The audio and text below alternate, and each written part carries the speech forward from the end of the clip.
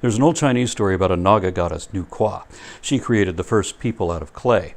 On the other side of the Pacific, Native Americans said that Coyote created the mountains and the rivers and made the fish therein. Of course, in the Middle East, the fabled creator was the Jewish volcano god known as Jehovah, though there were a few other, even older creator gods too. Believers never wonder what these gods were doing before there was a world to do things in, or where they came from, even though they all apparently came from the land of pure imagination. Initially, the religious position was that the earth was a flat disk divided into 4 quadrants, erected on pillars or columns like a map spread out on a table, and that it was covered by a giant crystal dome with windows in it because these primitive people thought that space was full of water and that these windows are where the rain came from.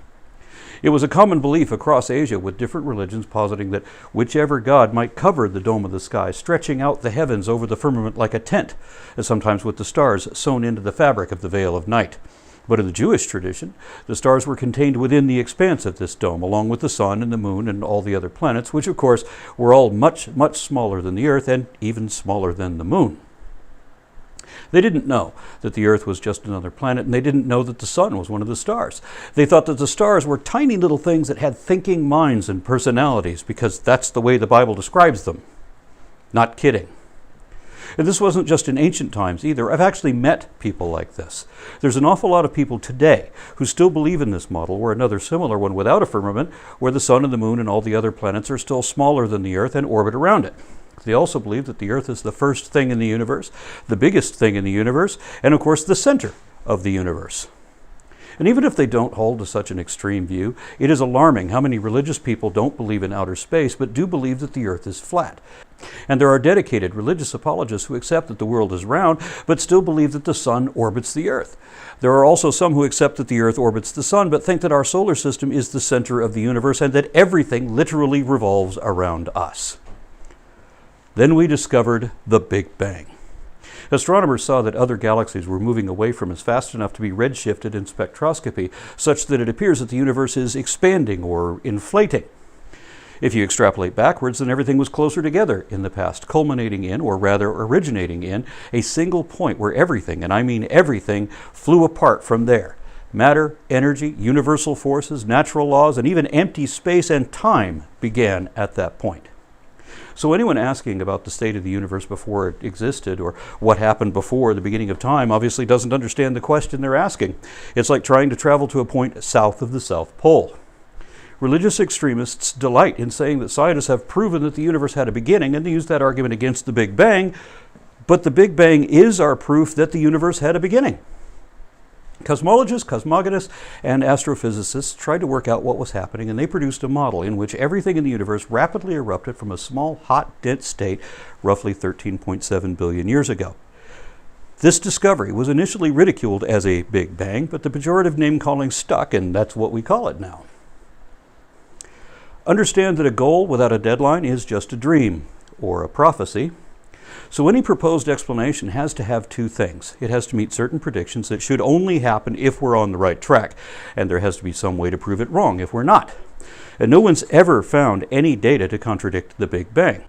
So they worked out that if this hypothesis is correct, there should be a particular type of cosmic microwave background radiation to indicate that, and such was actually discovered to exist. It was a Nobel Prize-winning discovery in the 1970s, and it implies that the universe really is expanding, and apparently has been since the literal beginning of time. And there's some talk of a singularity being a favorite component of that explanation, but physicists aren't really entirely certain about that.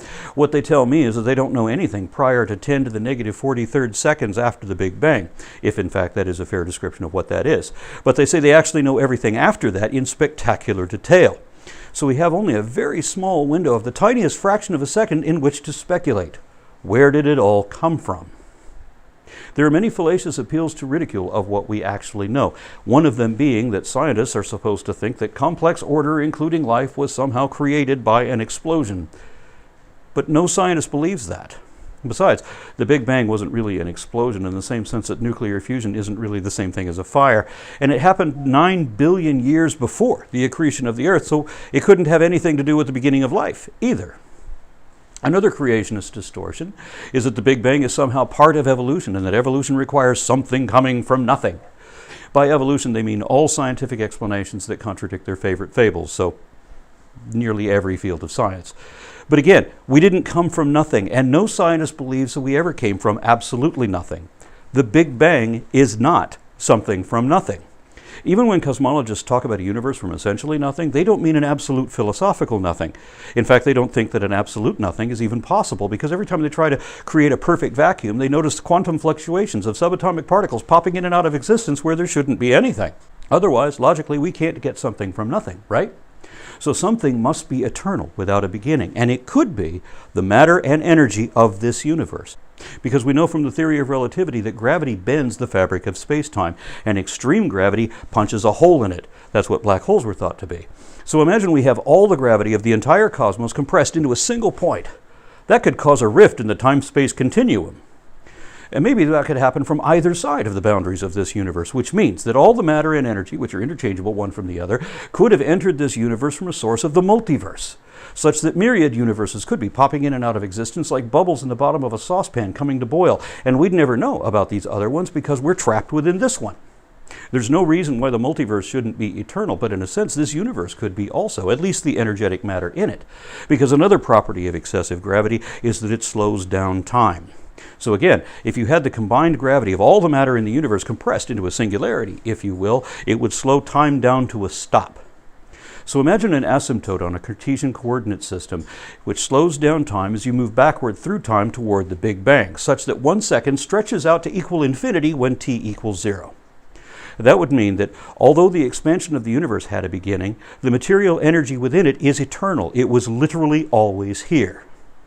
It could also be that our universe changes states, that the one we're in, where entropy increases, was preceded by an earlier version where entropy decreases, and where energy is cumulative, where everything came together instead of flying apart until it reached a pinnacle where it reversed the physical laws to begin this alternate subsequent universe where everything slows down and gets colder instead. But even if we were to imagine that the matter of energetic material energy had to come from somewhere beyond the universe, outside of space and time, then remember that time is a fourth dimension, but it's only a temporal dimension.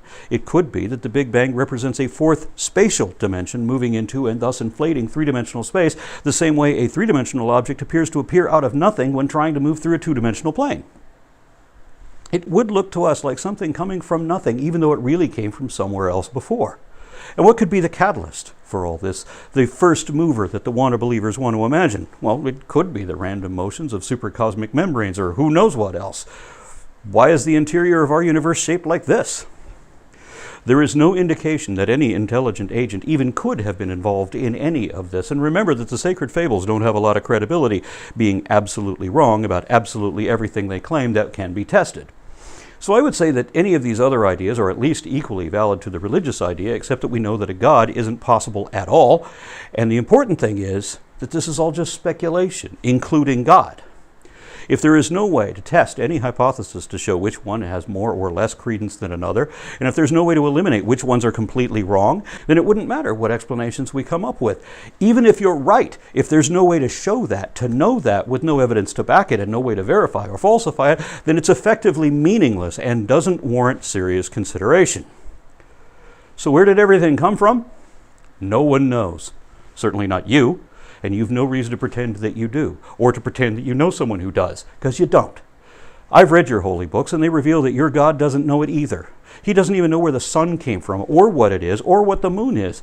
Everything the Bible says about the earth in relation to the rest of the cosmos is laughably, embarrassingly wrong, and has been known to be wrong for thousands of years.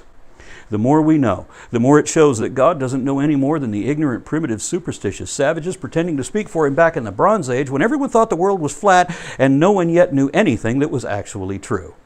So anytime believers hear that you can't explain the origin of life, the universe, and everything, they think that it means that it must have been this dog or snake girl, or more commonly, some dream of genie, when in fact, all these ideas are equally absurd and none of them even could be the right answer.